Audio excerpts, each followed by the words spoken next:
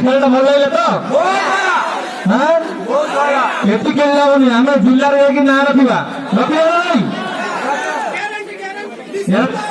रायगड़ा जिला काशीपुर ब्लॉक सदर मां माणिकेश्वरी आदिवासी महाविद्यालय स्थित खेल पड़िया ठारे 3 दिन धरी चलिथिबा नुआ क्रीड़ा कार्यक्रम बेस जाकजकमरे उद्यापित होइछि।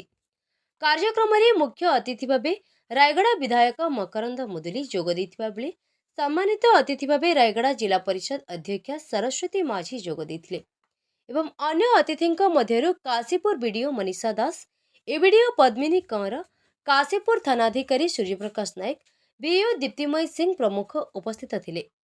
एही 3 दिनिया क्रीड़ा कार्यक्रम ब्लॉक अंतर्गत विभिन्न ग्रामर युववर्ग अंशग्रहण करथिले। क्रीड़ा मध्यरु फुटबॉल, क्रिकेट, हॉकी, वॉलीबॉल और कबड्डी भली प्रमुख खेल अनुष्ठित होइतिला। ब्लॉक अंतर्गत प्रति अंचलर लोके उपस्थित रही कार्यक्रम को उपभोग करिथिबा देखिबाक मिलिथिला। एभली क्रिकेट खेल रे टिकिरी डेविल 11 विजेता होइतिला एवं एसएलजी काशीपुर दल द्वितीय, फुटबॉल रे टिकिरी ग्राम पंचायत बिलामाल प्रथम, द्वितीय रे टिकिरी एचएस विद्यालय, वॉलीबॉल रे टिकिरी मां मंगला दल विजय और पोड़ापोड़ी दल द्वितीय और कबड्डी खेल रे काशीपुर आरआर गेम चेंजर प्रथम द्वितीय स्थान रे बिलामाल दल। कार्यक्रमटी को डब्ल्यू अक्षय कुमार साहू, बीएसएस रमाकांत कुमारिका, बीपीएम किशोर करकरिया परिचालना करथिले।